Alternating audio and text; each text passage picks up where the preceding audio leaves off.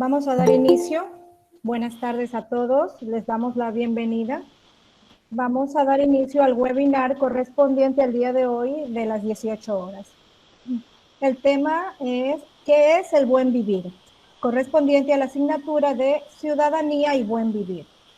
Está dirigida a los estudiantes de las carreras de Turismo y de la Ingeniería en Tecnología de la Información.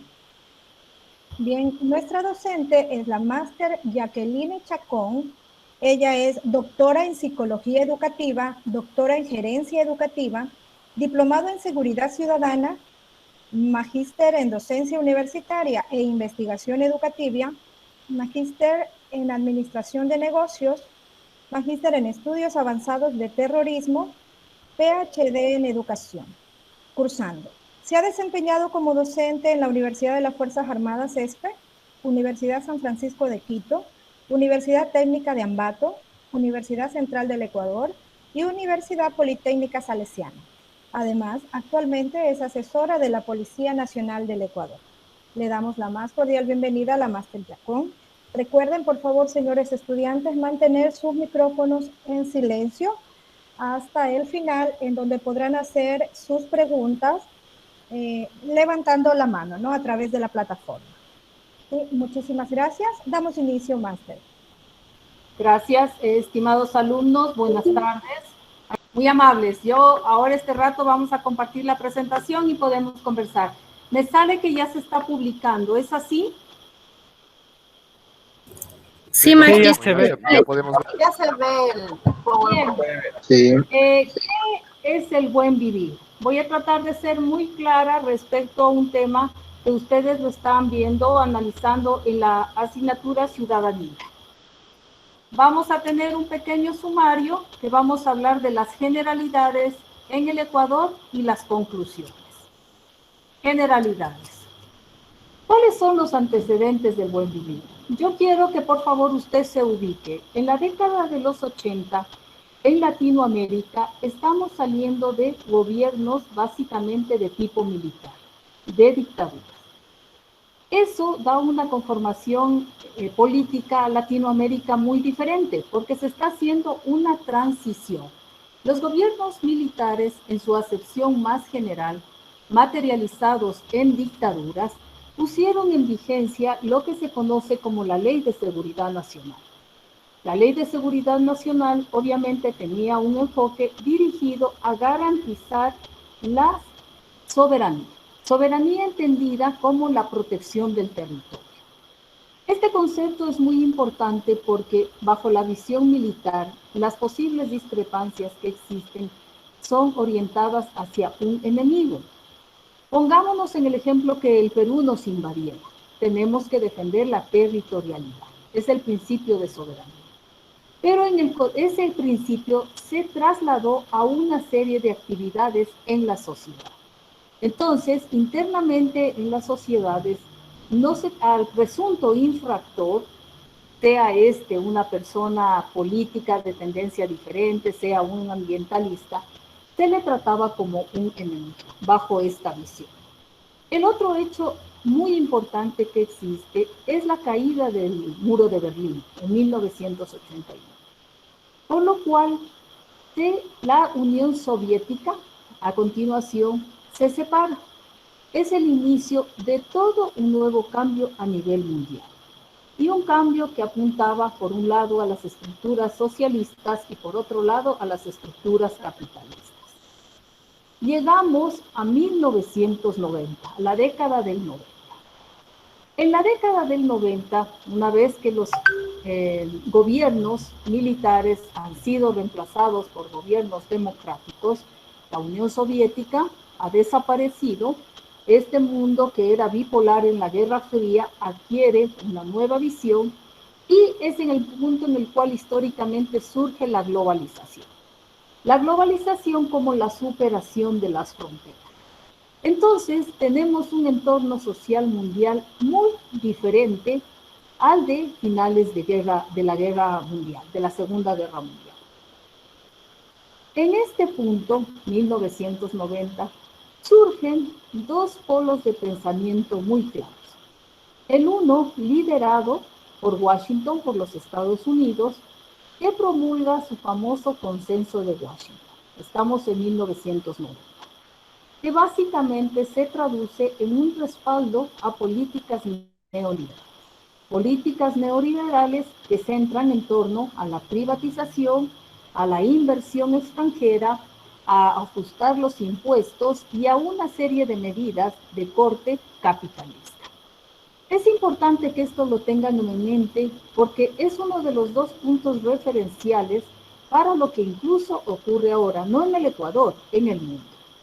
En 1990, en este entorno, surge en Latinoamérica también la llamada izquierda o los gobiernos progresistas.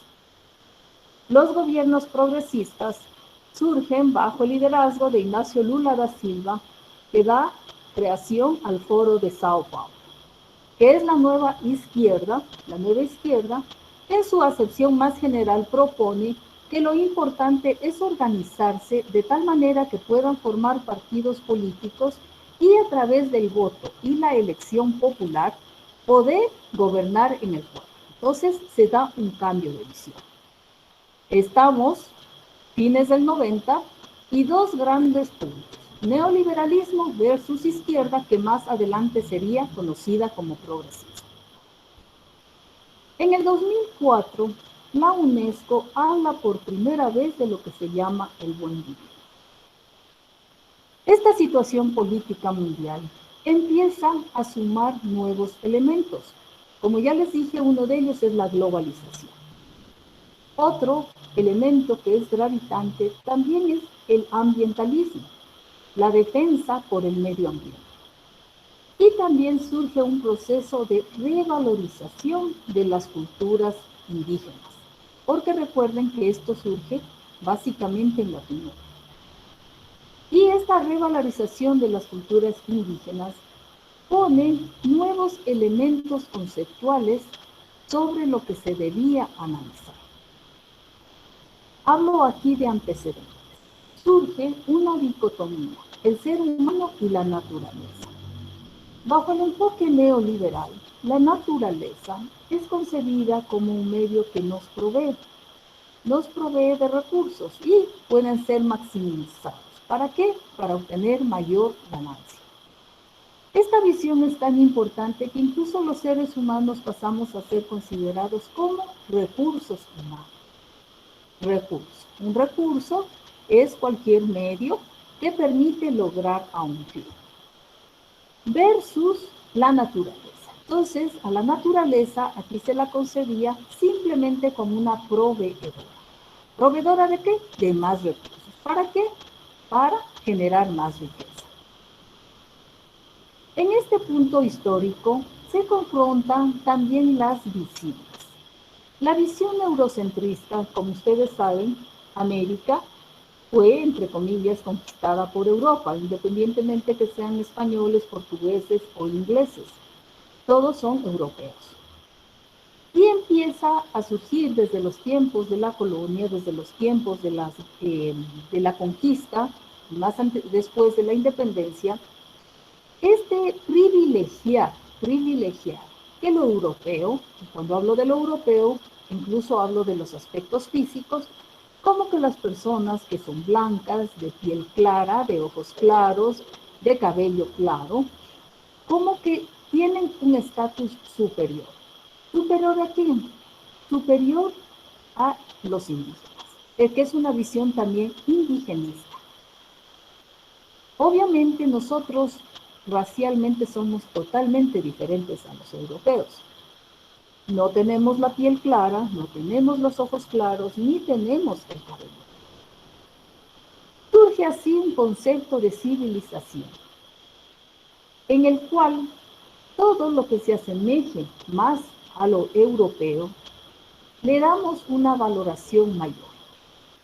Y todo lo que es nuestra propia raíz, que es una raíz indígena, y es como que está subvalorizado, o como que realmente es menos cualitativa y cuantitativamente frente a las diferentes manifestaciones culturales de Europa.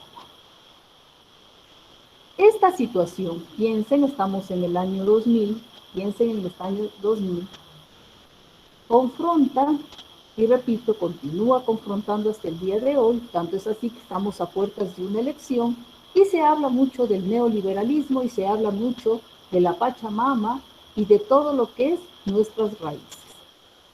Es decir, por un lado tenemos una sociedad eminentemente capitalista, neoliberal, que sigue las normas dictadas por el Consenso de Washington, versus una visión diferente de la sociedad, que básicamente es promovida por el Foro de Sao Paulo, y que propugna que es importante que el ser humano conviva en armonía con la naturaleza y con su ambiente. Hago aquí un nuevo, digamos, aparte. ¿En qué sentido? Ambos hechos, el Consenso de Washington y el Foro de Sao Paulo, históricamente en el tiempo están a la misma altura. El Consenso de Washington es 1990 y el Foro de Sao Paulo es 1989. Y hasta el día de hoy, ustedes encontrarán abundante literatura sobre el Consenso de Washington, no así sobre el Foro de Sao Paulo. Existen una serie de críticas a todas las medidas que ha implementado los gobiernos neoliberales al amparo de la normativa del Consenso de Washington. Pero en la contrapartida no existe una suficiente producción científica respecto también a las implicaciones, alcances e impacto de la aplicación de los principios del Foro de Sao Paulo, lo que evidentemente nos da una visión sesgada. ¿Cuál es la definición del buen vivir? Entonces, miren, llegamos a un momento en el cual se cuestiona lo europeo, la visión europea, se cuestiona la producción, la explotación de la naturaleza por el simple afán de producir riqueza, y se empieza a vivir un matiz de una fuerte conciencia ya ambiental. Por otro lado, repito, la globalización y la revalorización de lo indígena. Lo indígena tiene una cosmovisión totalmente diferente a la nuestra, a la que de pronto nosotros como mestizos, como educados en un sistema más bien de tipo occidental, vemos la situación de las personas de una manera muy diferente. Mientras nosotros efectivamente puede ser que concibamos las cosas como recursos que nos permiten seguir mejorando, la visión indígena está anclada profundamente a una relación con la Pachamama, que es la tierra, con una visión más solidaria, más de respeto a la naturaleza, donde el ser humano no tiene que ir depredando la naturaleza, sino que tiene que convivir en la de tal manera de que el ser humano se encuentra inmerso en un área. ¿Cómo se define el buen vivir? El buen vivir tiene una visión del mundo centrada en el ser humano, como parte de un entorno natural y social. Es decir, aquí hay un cambio. Mientras para una visión puede ser lo más importante producir, y en este proceso de producir sacrifico al ser humano, para la otra visión dice, no, lo importante es el bienestar de este ser humano, así tenga que sacrificar la producción. Ambas visiones tienen sus pros y sus contras, porque evidentemente con todo el avance, yo me atrevería a decir, inclusive con lo que acabamos de pasar, todavía no está superado la pandemia, esto ha confrontado profundamente qué es lo que se tiene que hacer. Y bajo este doble enfoque, ustedes se darán cuenta que hay ciertas medidas que apuntan a un lado o que apuntan al otro lado. El buen vivir, ¿qué demanda? Una vida y una muerte digna. ¿Qué quiere decir esto? Quiere decir que las personas como ustedes, como yo, como todos los ecuatorianos, se nos debe garantizar tener la posibilidad de desarrollar nuestros proyectos de vida en un mínimo de condiciones. Y este momento, la situación de la pandemia en su acepción más general, no nos permite tener ese mínimo de condiciones para vivir, donde vemos que hay una situación de desempleo, donde vemos que hay unos problemas de productividad, donde vemos que estamos sometidos a una serie de normativas que coartan nuestro derecho a la circulación, evidentemente se estaría afectando nuestro vida. Y la muerte digna, en este caso creo que es el ejemplo más claro, lo que ocurre con la pandemia. Los ecuatorianos, si nos contagiamos, tenemos derecho a morir dignamente. Los gobiernos o la búsqueda del buen vivir implica eso. ¿Y qué es una muerte digna? Una muerte digna es que si me contagio del COVID, ¿debo morir en un hospital? Sí. ¿Debo morir mientras las casas de salud hicieron todo por salvarme la vida? Sí. Lo que no puede ocurrir en el buen vivir es que yo muera porque no tengo acceso ni a la salud, ni a las medicinas, ni nada. Casos como los que se han descubierto en los últimos tiempos evidencian que lo que se afectaba era el buen vivir en el país. Dice el buen vivir que es importante tener paz y armonía con la naturaleza y la prolongación indefinida de las culturas humanas. Conozco que ustedes son de turismo. Este es un principio básico del buen vivir, convivir con la naturaleza, de tal manera que no destrocemos nuestro hábitat, de tal manera que esa tierra nos provea de lo que necesitamos.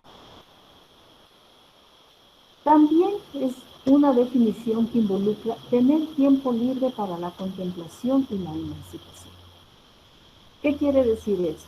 Tener tiempo libre, señoritas y señores, para pensar en lo que quiero hacer de mi vida. Si no tengo ese tiempo libre, porque posiblemente trabajo en 2 o 3 lugares, de pronto el sueldo no me alcanza. Se está afectando a mí, se está afectando a mi buen vivir. Y la emancipación, este es un concepto mucho más amplio, que tiene que ver con garantizarnos las condiciones para que ustedes puedan reflexionar. ¿Reflexionar sobre qué? Reflexionar sobre, en este caso, el Ecuador que usted quiere, el Ecuador en el que usted quiere vivir. ¿Esto qué quiere decir? Quiere decir, básicamente, el Estado, voy a hacer un paréntesis, adoctrina a través de algunos medios: la educación, la cultura y la religión. Cuando hablamos de la emancipación, hablamos de proveerle a usted de todos los contenidos, si son 1, 2, 3 posiciones, de todas las posiciones ideológicas, de tal manera que usted pueda libremente decidir. En última instancia, es su derecho, si usted quiere ser capitalista acérrimo, de la misma manera que es su derecho si quiere ser socialista acérrimo, o de la misma manera que usted desee ser decente. El Estado nos tiene que garantizar el proveernos de los contenidos para que yo, en mi caso Jacqueline, pueda decidir la corriente o el pensamiento que me debo tener. Esa es una característica del mundo. Y de forma paralela debe existir la capacidad de ejercer nuestros derechos con libertad, con oportunidades. Debe permitírsenos desarrollar nuestras capacidades y nuestras potencialidades, de tal manera que podamos convivir en el mundo. Y en el caso del Ecuador, que podamos convivir las 15 nacionalidades que existen en este país, además de los que somos mismos. Entonces, si yo me percibo como una persona, y uso la palabra persona, no digo un hombre o una mujer, porque el concepto de persona, de ser humano, va más allá de nuestra caracterización biológica. Entonces, el buen vivir implica que yo debo respetar culturas que no piensan exactamente como yo, y lo que es más, promover su desarrollo. Este proceso, brevemente, es suma causal, porque el buen vivir en quechua se dice suma causal.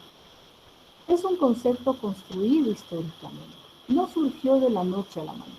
Por eso me permití hacerles una breve visión desde que salen los gobiernos de las dictaduras.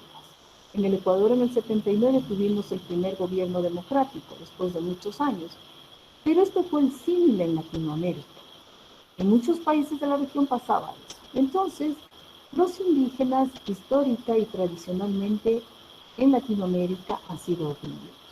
Entonces, este concepto se va construyendo a lo largo de todo este proceso. Y como ya les he dicho, pretende la consecución de una vida plena.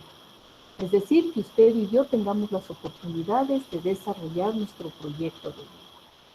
En armonía, nuevamente, entre los seres humanos y la naturaleza. Y miren esto, involucra la dimensión social, cultural, económica, ambiental, epistemológica, política. Social. Social, si todos aquí, en este país, este rato estamos a puertas de elecciones. Si nosotros no somos capaces de respetar a las demás personas, más allá de nuestra postura ideológica, la convivencia social se ve terriblemente fracturada. Vemos en las noticias de pronto candidatos que son atacados independientemente de su tendencia. Esto es algo que no puede ocurrir. El buen vivir, este sentido de convivencia y armonía, implica el respeto al pensamiento diferente. Si no lo logramos respetar, de alguna manera no estamos encuadrados en este concepto de armonía.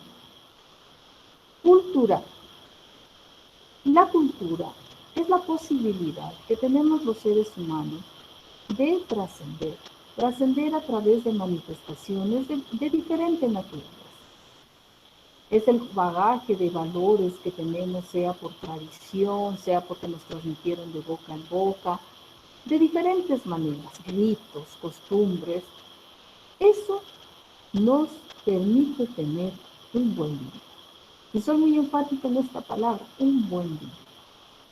Tanto valor tiene nuestras manifestaciones culturales como las manifestaciones culturales de nuestros hermanos afroecuatorianos, como de nuestros hermanos Shuar, como de nuestros hermanos Amor. Pero obviamente eso es factible si a través de la educación hemos, ahí sí, transmitido estos valores de convivencia social. Evidentemente, el buen vivir involucra lo económico. Si no tenemos capacidad de conseguir un empleo, de tener una actividad productiva, obviamente se ve afectada nuestra calidad de vida. ¿Eso qué quiere decir? Quiere decir que necesitamos poseer de alguna manera, aunque sea una cantidad, no les diría mínima de ingresos, algún tipo de ingresos. Cuando vemos que el Ecuador se ha ido incrementando los niveles de pobreza, los niveles de desempleo, evidentemente eso afecta la calidad de vida de todos. Evidentemente, lo que hemos visto de forma paralela, mucha gente ha tendido en la desesperación. La tasa de suicidio se ha incrementado. La tasa de violencia intrafamiliar se ha incrementado. Hay gran cantidad de femicidios. Entonces, miren cómo toda esta realidad se está convirtiendo en una gran presión. No solo aquí en el país, en el mundo, porque la pandemia lo que ha hecho es agudizar los problemas que ya existían. No debemos pensar que la pandemia, todo ha surgido en la pandemia, no es así. También tenemos la dimensión ambiental. La dimensión ambiental, hoy más que nunca, ustedes recordarán, producto de tantos meses que hemos pasado entre confinamiento y medio confinamiento. Por ejemplo, la ciudad de Quito mejoró muchísimo la calidad de su aire. Todos asistimos maravillados a que en Venecia volvieron los delfines. Eso es el buen vivir. Recuperar, vivir en armonía. La dimensión epistemológica ya tiene que ver directamente con la posición que usted asume. Todos los seres humanos tenemos alguna posición política, pero la epistemología hace relación a los fundamentos. Usted o yo podemos ser de derecha, de izquierda, neoliberales, izquierdistas, lo que quiera, socialistas, comunistas, cualquier posición. Pero el buen vivir demanda, exige que usted conozca por qué lo es. Demanda que usted desarrolle un espíritu crítico. A puertas de elecciones en las que estamos, no podemos, si somos coherentes con lo que implica el buen vivir, no podemos dar el voto producto de una apreciación personal. Si la apreciación personal mía es debidamente fundamentada, estamos frente a un voto razonable, cualquiera que sea su candidato. Pero si en la contrapartida yo voto porque alguien me dice, o porque me indican, o porque me dejo aficionar de alguna oferta que sé que es demagógica, ese voto no es razonable. Entonces, el buen vivir, el Estado, tiene la obligación de proveer, y les repito, básicamente a través de la educación, de todos los elementos conceptuales para que la posición que usted asuma sea fundamental. No es para que le digamos, usted tiene que hacer esto o esto. No, es para que usted decida y diga, yo creo que esto es lo mejor y esto se hace. Y evidentemente todo se interrelaciona. ¿Cuáles son los componentes del buen vivir?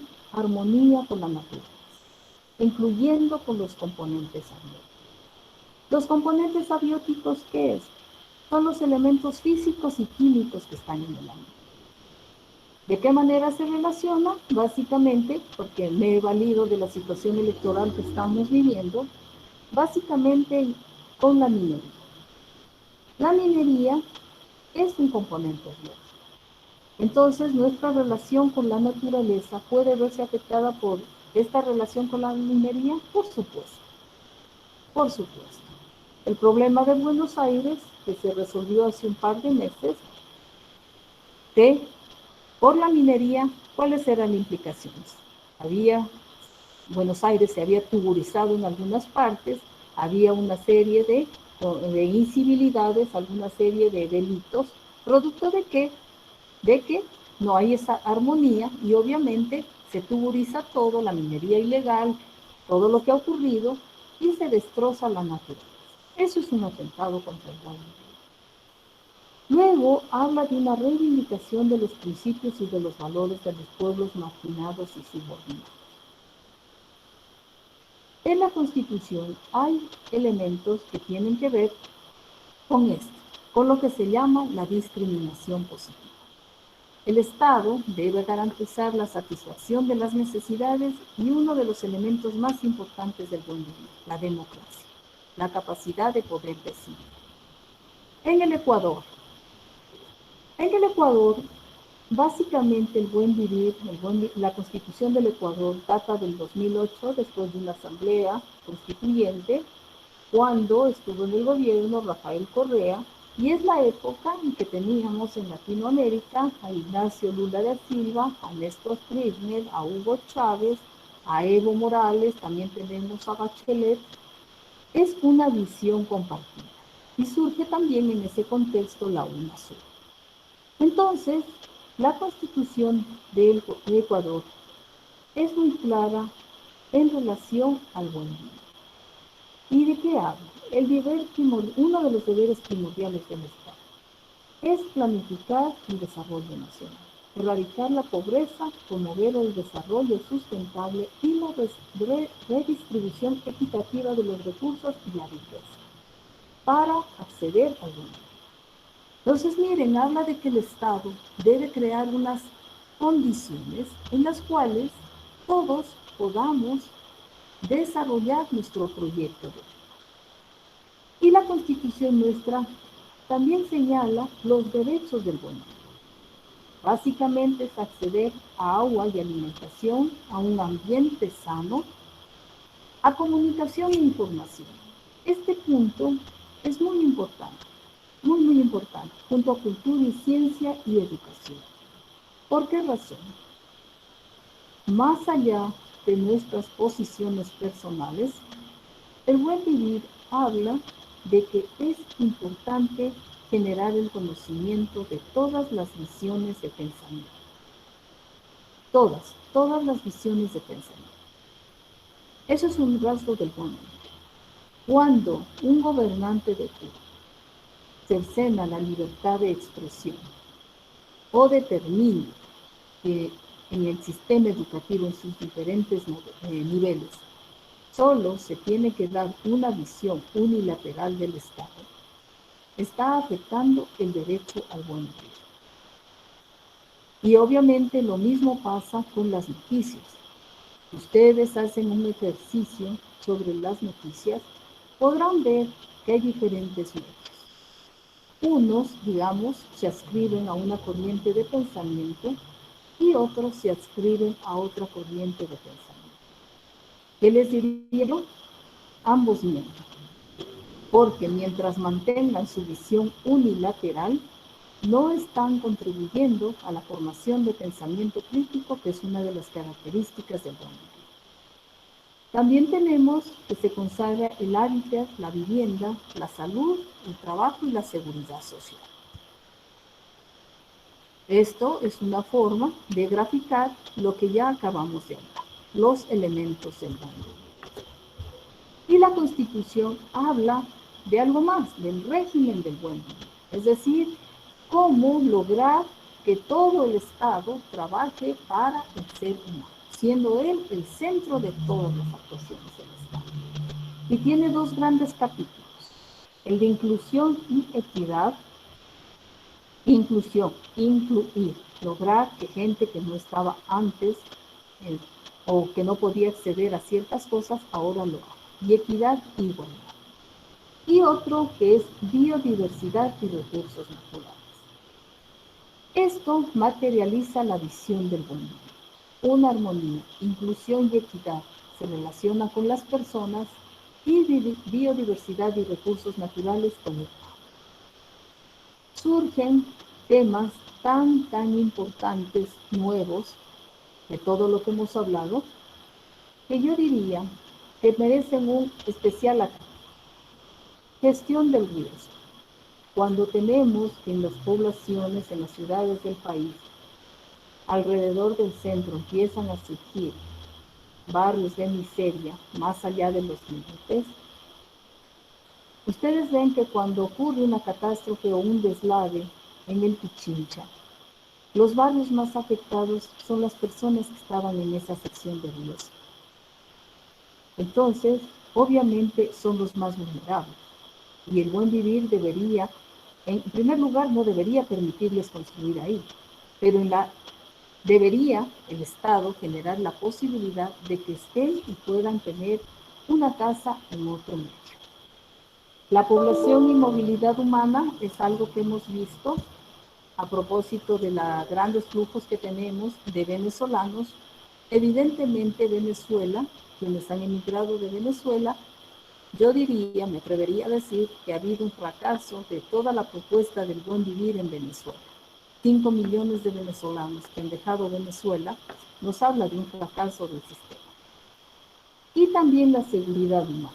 Tenemos derecho a vivir en un ambiente donde no existe el potencial riesgo de que salimos de nuestra casa y podamos ser asesinados, robados, violados, atacados.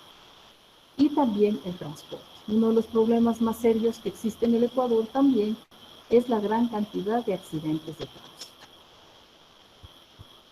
Conclusiones.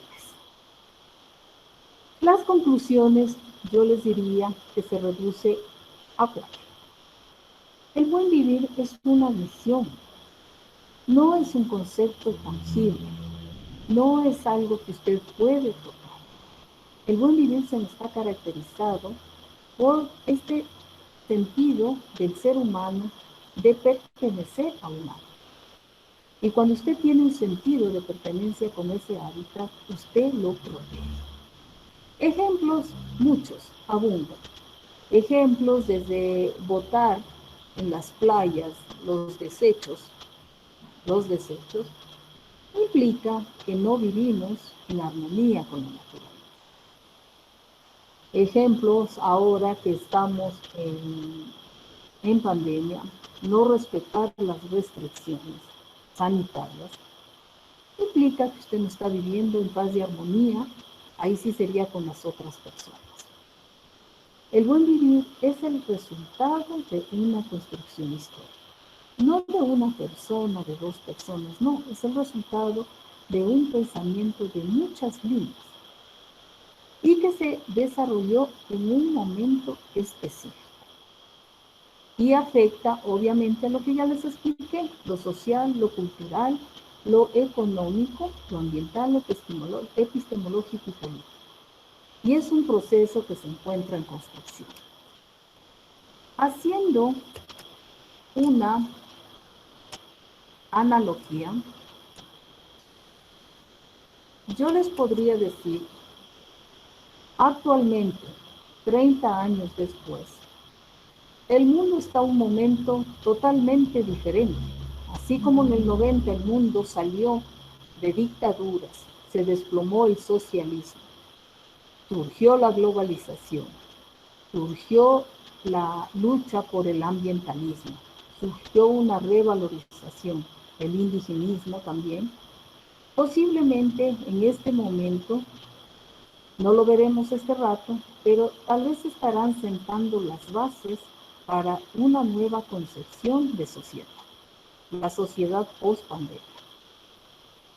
Veamos si ese proceso de construcción históricamente nos lleva, obviamente, a un mejor desarrollo social y con la certeza, yo estoy en ese grupo al menos, de que tendremos mejores oportunidades. Es lo que les podría comentar muy brevemente del buen vivir. Exactamente 40 minutos. No sé si alguien tiene alguna inquietud, alguna pregunta.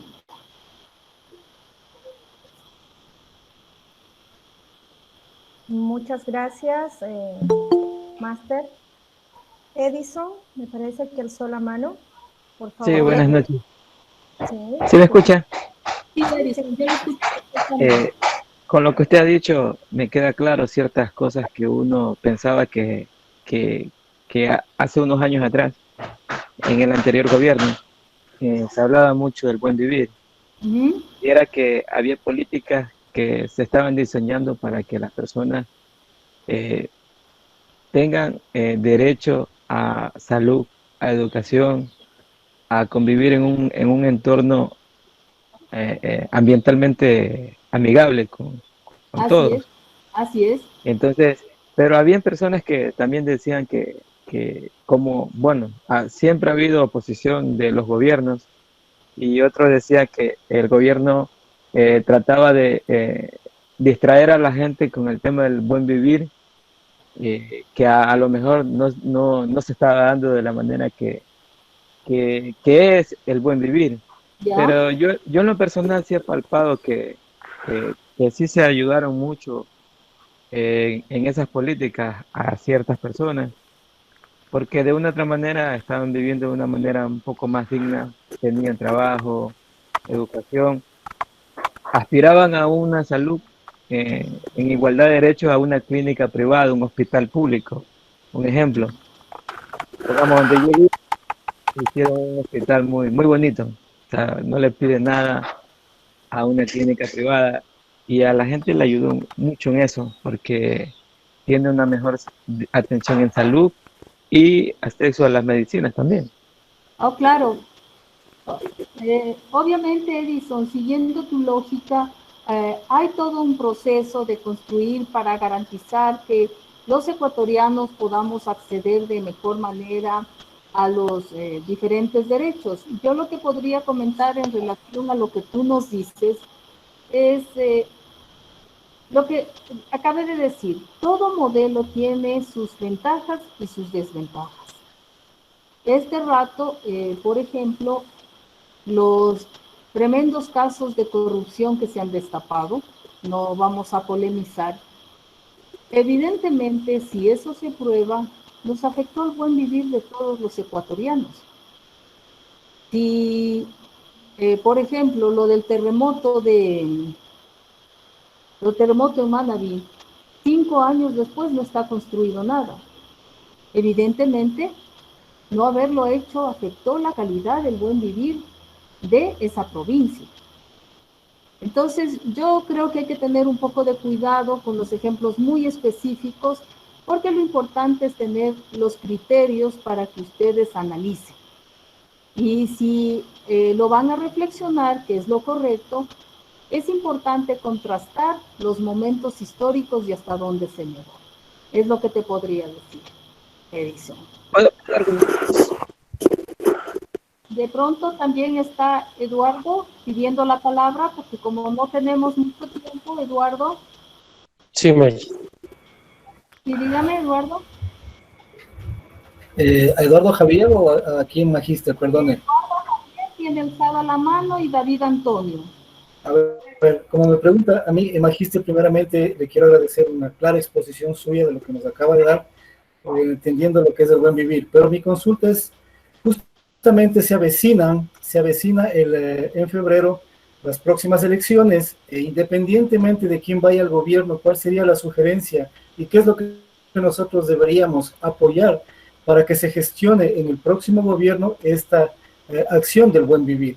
Conociendo que obviamente ha habido ciertas falencias, como dijo el compañero que me antecedió, Edison, ¿qué se debería hacer o qué se debería sugerir tanto como institución educativa, como la ESPE y como estudiantes nosotros? ¿Cuál sería su apreciación para nosotros también un poco ir intercalando o intercomunicándonos en el sentido del buen vivir con el nuevo gobierno, sea este de izquierda o de derecha, Magíster? Exactamente. Muchas Gracias, Eduardo Javier. Bien, yo lo que les puedo decir es que una forma de patrocinar el buen vivir primero es que todas las 100 personas que estamos en este webinar emitamos un voto razonable por la persona que ustedes y yo creamos que debe asumir la presidencia de la República, que sea producto de un voto razonable. No, tal vez a veces nos quedamos con el voto de que a mi tío le ofrecieron, por decir, un empleo. Eso no es un voto razonable. Analicemos detenidamente qué nos ofrecen. Y ventajosamente todos los que nos están este rato ofreciendo, la gran mayoría es gente conocida por nosotros. Entonces, analicemos su trayectoria, su pensamiento y decidamos. Desde la parte educativa, yo quiero invocar lo que señala la Constitución. La Constitución se llama el principio de libertad de cátedra, que está consagrado constitucionalmente. ¿Eso qué quiere decir? Que todos los del sistema educativo en los diferentes niveles debemos propiciar el conocimiento de todas las corrientes de pensamiento. No porque yo sea neoliberal, tengo que darles neoliberalismo. No porque yo sea izquierdista, tengo que darles todo el pensamiento izquierdista. No porque yo sea socialista, tengo que dar todo el pensamiento de. Y lo propio si soy capitalista. El sistema educativo tiene que formar personas críticas. Y la única manera de formar personas críticas para que demos votos razonados sobre quién debe dirigir el país es a través de permitir la pluralidad. El pluralismo en educación es esencial. Entonces, ustedes podrán confrontar lo que dice un autor, lo que dice otro autor, los argumentos de un profesor versus los argumentos de otro profesor y decidir. Y decir, yo considero que la posición correcta es esta. Espero haberle contestado su pregunta. Aquí está alzando la mano también Moisés. Muchas gracias. Eduardo Javier y David Antonio. En aras del tiempo, Moisés Josué. Buenas noches. Disculpe, una pregunta. Tengo una pequeña duda respecto a los antecedentes, ya que usted mencionó la globalización y el ambientalismo. Y quitando el ambientalismo, antes ya existían los derechos humanos en 1948. Entonces, quiero saber qué influencias impulsaron a que venga el buen vivir, porque si quitamos el ambientalismo, que obviamente es toda la naturaleza, ya existían estos derechos, ya existía lo de la emancipación, la libertad y demás, que esto se fue en los derechos, pero entonces, ¿solo es lo de la naturaleza lo que hizo que naciera el buen vivir o qué otros factores, además de los antecedentes, hicieron que este naciera? Porque como dije, ya teníamos los derechos, entonces. Ya, gracias Moisés. Bueno, primero te agradezco, los antecedentes. Traté de darles una visión histórica para que vean dónde va surgiendo el buen vivir. No es que de un momento al otro. Tenemos un gran impacto que sale de que los gobiernos se deja el militarismo. Tenemos la caída del muro de Berlín y obviamente el sistema socialista también se desploma y de manera paralela surgen algunas corrientes. ¿Qué te diría yo? El ambientalismo, por un lado, sí. También surge la globalización. Cuando surge la globalización y se habla de que somos una gran aldea, empiezan a superarse estas visiones territoriales de que solo vamos hasta aquí. Pero ¿cómo podíamos, por ejemplo, antes pensar en estrechar nexos con el Perú si había una guerra de por medio? Cuando se firma la paz, ya no nos tenemos que preocupar de este peruano que me va a atacar. Tengo que preocuparme de cómo convivir con este peruano para lograr desarrollar, en el caso de la frontera, Tumbes y Huaquilla. También hay otro factor de las corrientes feministas. Esas tienen un tiempo mucho más atrás. Estamos hablando de 1960. Perdón, estamos hablando de las raíces ancladas a la guerra de Vietnam. Entonces, Moisés, no es que los procesos históricos no se construyen en 10 años, para nada. Los procesos históricos, dependiendo de cómo van evolucionando, pueden tomar inclusive 30, 40, 50 años. Entonces, yo lo que te quiero decir con esto es que es la confluencia de una serie de elementos. Es una serie de elementos. Y a raíz de eso, pues obviamente va surgiendo lo que te decía hace un momento, la revalorización de lo indígena. Pero es producto de todo un proceso social. No te podría dar de una manera más amplia, porque el tiempo también atenta contra todo. Espero por lo menos haberte dado una pequeña visión. David Antonio.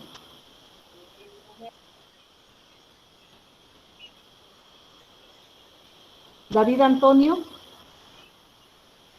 ¿Tiene alzada la mano? No sé. No tengo nadie más alzada la mano. Una consulta, por favor. Dígame, Byron. Buenas noches, Magíster. En torno a la situación del plan del buen vivir, ¿en Europa se aplica estas estructuras o este tipo de planes? ¿En Europa también se aplica, digamos así, algo referencial al buen vivir o es otra metodología? Gracias, Byron. El buen vivir, como yo les expliqué, está anclado a Latinoamérica y a la corriente izquierdista de Latinoamérica, que surge, como les señalaba, con el Foro de Sao Paulo. Y esta corriente izquierdista evoluciona y es lo que se llama los gobiernos progresistas, pero el anclaje es el izquierdismo. Yéndonos un poco más atrás, yo les decía, después de la Segunda Guerra Mundial, el mundo quedó dividido y tenemos la Guerra Fría en dos grandes potencias, Estados Unidos y Rusia. Y la corriente norteamericana, todo lo que venía de Rusia se conocía como comunista. Entonces lo comunista tenía que ser perseguido. Y es en esa época de las dictaduras militares que hay un fuerte arraigambre de esta visión. Y por eso viene toda esta construcción y todo este proceso histórico de la seguridad nacional. Entonces, en este contexto, nada que no se pareciera a la línea establecida por los militares podía surgir. Cuando las dictaduras salen de la política latinoamericana y se posicionan los gobiernos democráticos, en un ambiente democrático hay más posibilidad de discutir y se da estos procesos de revalorización que les indico. Y nuevamente repito, porque yo creo que este es un punto clave, son las dos visiones, consenso de Washington y foro de Sao Paulo. Y aún hasta hoy, el consenso de Washington básicamente neoliberal capitalista y el foro de Sao Paulo socialista, que ahora ha evolucionado al foro de Puebla. Y como les dije hace un momento, no hay, paradójicamente, y eso ustedes tienen que hacerles reflexionar respecto a los sesgos de la educación. Del consenso de Washington hay toda clase de estudios. Del foro de Sao Paulo la producción es muy limitada, lo que también visualiza que hay una parcialización en la producción científica. Dicho esto, no sé si existiera alguna otra inquietud, Linda, ¿qué deberíamos hacer si es que no hay otra inquietud? Muchas gracias, máster, por su intervención. Debido al tiempo, estimados estudiantes, les agradecemos por su participación. Les esperamos en los siguientes webinars.